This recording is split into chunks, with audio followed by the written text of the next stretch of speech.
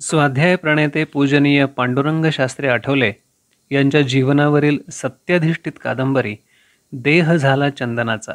लेखक राजेंद्र खेर. वाचक स्वर राहुल सराफ. भाग 86.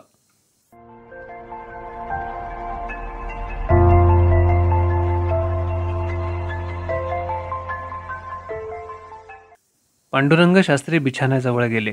जयश्री गाढ झोपली होती. तिच्या शांत निरागस मुद्रेकडे ते काही वेळ बघत राहिले. तिची झोपमोड करू नये असं त्यांना क्षणभर वाटलं. तिच्या गोबऱ्या गालांचा त्यांनी हलकेच मुका घेतला. जयश्रीची झोप चाळवली. तिनं कूस बदलली. ते तिच्याजवळच बसून राहिले. वातावरणात तेव्हा पावित्र्य भरून राहिलं होतं. कुठलाही नाद ऐकू येत नव्हता. निरामय शांतता पसरली होती. अंतर्यामी डोकावून बघण्यासाठी तो काळ योग्य होता. त्या पवित्र प्रहरी ध्यानावस्थेत बसण्याचा पांडुरंग शास्त्रींचा नित्याचा परिपाठ होता. म्हणून ते हलकेच पुटपुटले, जरा वेळ कॉन्सन्ट्रेशन करतो.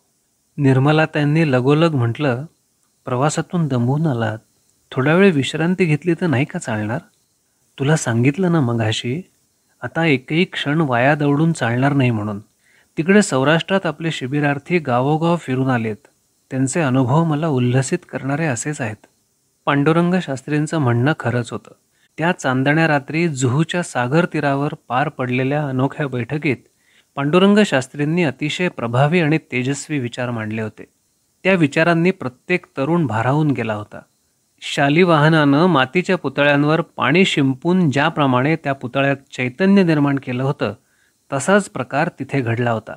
ऋषीमुनींच्या मार्गानं जाण्यासाठी सिद्ध असलेला तरुण वर्ग पांडुरंग शास्त्रींनी घडवला होता.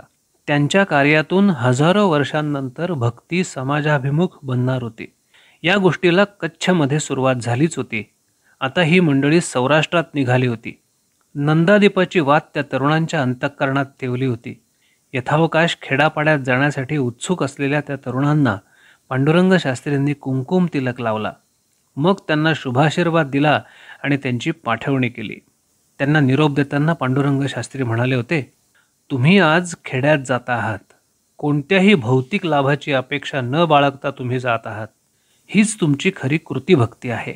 365 दिवस भगवंत तुमचं शरीर चालवतो, पण त्याच्यासाठी आपण एकही दिवस काम करत नाही.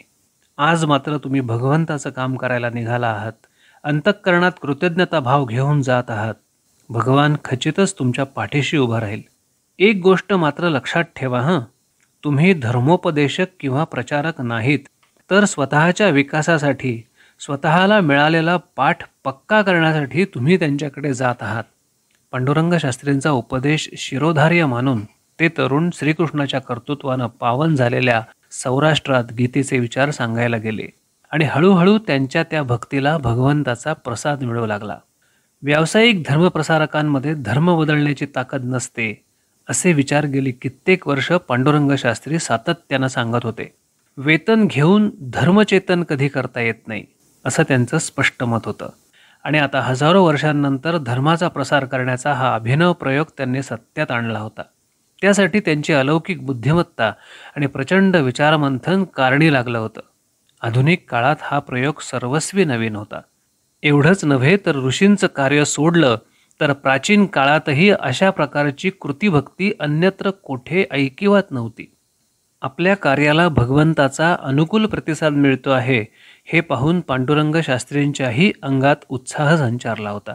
म्हणूनच निर्मलाताईंना ते पुढं म्हणाले, मला आता थांबून चालणार नाही, विश्रांती घेऊन भागणार नाही. तू मात्र जरा वेळ पड. उजाडण्यापूर्वी उठ म्हणजे झालं. निर्मलाताई बिछाण्यावर पहुडल्या. शेजारीच पांडुरंग शास्त्री काही वेळ ध्यान लावून बसले. ते जेव्हा भानावर आले तेव्हा त्यांनी बाजूला बघितलं आणि म्हटलं, हे काय, तू जागीच आहेस? उठून बसत निर्मलाताई म्हणाल्या, कुणीतरी जागृतावस्थेत राहायला हवंच ना. पांडुरंग शास्त्री हलकेच हसले. डोईवरून पदर घेत निर्मलाताई पुटपुटल्या, आज गेलं नाही तर नाही का चालणार? अगं, बलसाड भागात जायचंय. आज गुरुवार ना, मग आज जाईन आणि परवा म्हणजे शनिवारी परत येईन. रविवारी नेहमीप्रमाणे पाठशाळा. पाठशाळा कधी चुकते का माझी? ते कधीतरी शक्य आहे का? सूर्य एक वेळ उगवायचा विसरेल, पण पाठशाळा त्यांचं बोलणं पुरं व्हायच्या आतच पांडुरंग शास्त्री खळखळून हसले. खरोखर पाठशाळेचा दिवस त्यांच्याकडून कधीही चुकत नसे. श्रीमद भगवद्गीता पाठशाळा ही त्यांच्या विचारांची आणि कार्याची गंगोत्री होती. त्यांचे पूज्य पिताश्री वैजनाथ शास्त्री यांनी पुनीत केलेलं तिथलं व्यासपीठ हे त्यांच्या स्वाध्याय कार्याचं परमपवित्र अधिष्ठान होतं. त्यामुळे देशाच्या कानाकोपऱ्यात कुठेही असले तरी पांडुरंग शास्त्री रविवारच्या पाठशाळेसाठी नित्य नियमानं येत असत आणि पुन्हा आपल्या दैवी कार्यासाठी बाहेरगावी जात असत. म्हणून पांडुरंग शास्त्री पुढे म्हणाले, काही असलं तरी रविवारचा पाठशाळेतला दिवस मी कधीही चुकवणार नाही. या आठवड्यात विद्यापीठात जाणं मात्र जमणार नाही. क्षणभर पांडुरंग शास्त्री बोलायचे थांबले. त्यांनी निर्मलाताईंकडे निरखून बघितलं. निर्मलाताईंची चंद्रासारखी शीतल मुद्रा, सुवर्णासारखा पीतवर्ण, मुद्रेवरचं निर्व्याज हास्य, पिंगट नेत्र आणि त्या नेत्रांमधली भावुकता या गोष्टी त्यांना एका क्षणात प्रतीत झाल्या. ते कुजबुजत्या स्वरात म्हणाले, निर्मला, तुझ्याकडे बघायला, तुझी विचारपूस करायला देखील मला फुरसत मिळत नाही. उभ्या आयुष्यात तसा वेळ मिळेल का नाही कुणास ठाऊक. ईश्वरी प्रेरणेनं मी व्रतच असं घेतलंय की मी तुला फार वेळ देऊ शकत नाही.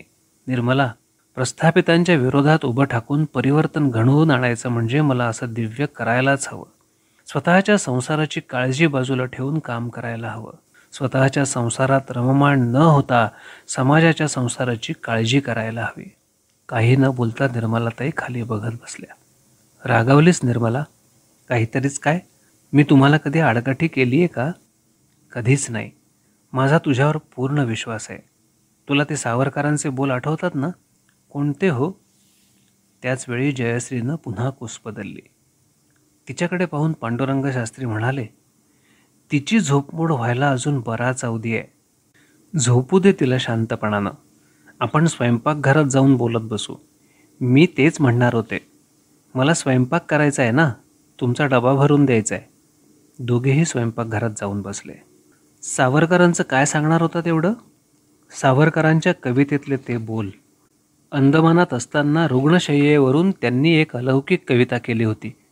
त्या कवितेत त्यांनी म्हटलं होतं की मी दुपार व्यर्थ गमावली नव्हती, म्हणून संध्याकाळचं भय मला वाटत नाही. निर्मलाताईंनी स्वयंपाक करता करता त्यांच्याकडे क्षणभर वळून बघितलं.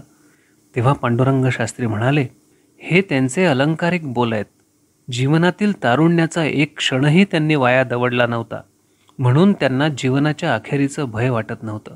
जीवन समाप्तीला आनंदानं सामोरं जाण्याची त्यांची सिद्धता होती. सावरकरांचं जीवन खरोखरच त्यागमय होतं. आपल्या देशबांधवांसाठी त्यांनी आपल्या साऱ्या जीवनाचा त्यागयज्ञ केला. लोकविलक्षण त्याग. पांडुरंग शास्त्री म्हणाले, त्या दोघा पतिपत्नींच्या त्यागाला तोड नव्हती. तात्यारावांप्रमाणेच माईंचाही त्याग मोठा. निर्मला, तुलाही तसाच त्याग करायचा आहे. माझी कशाला नाळ आहे का?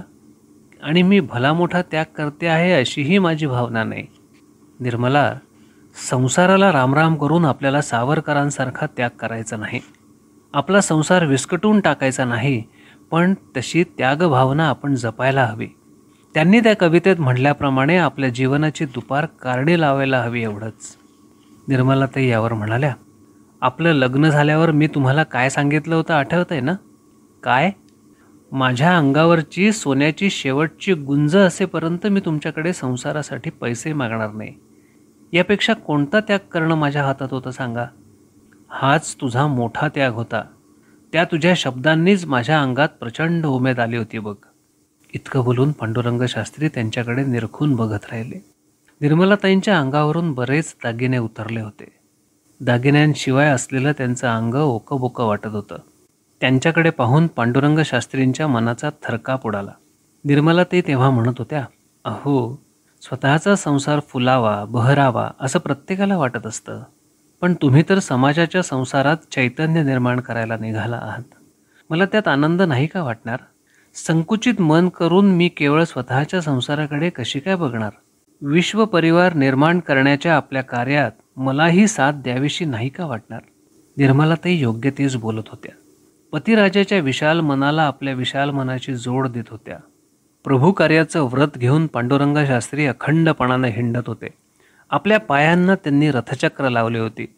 आपल्या बांधवांना प्रेमभरानं आणि बंधुभावांना भेटण्यासाठी ते गावागावातून, खेड्यापाड्यातून किंवा छोट्या छोट्या वस्त्यांमधून सतत परिभ्रमण करत होते. कशासाठी त्यांचं एवढं परिभ्रमण चाललं होतं? त्या लोकांना मदत करण्यासाठी? मुळीच नाही. तशा कोणत्याच भावनेनं ते परिभ्रमण करत नव्हते. एवढंच नव्हे तर प्रेम देण्याची उपकार भावनाही त्यांच्या ठायी नसायची. कुटुंबातले सदस्य ज्या भावनेनं परस्परांच्या घरी जाऊन त्यांना भेटतात, त्या भावनेनं ते जात होते.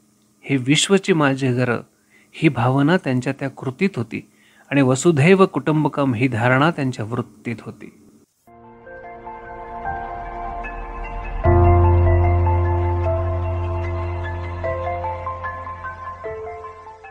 देह झाला चंदनाचा. लेखक राजेंद्र खेर. वाचक स्वर राहुल सराफ.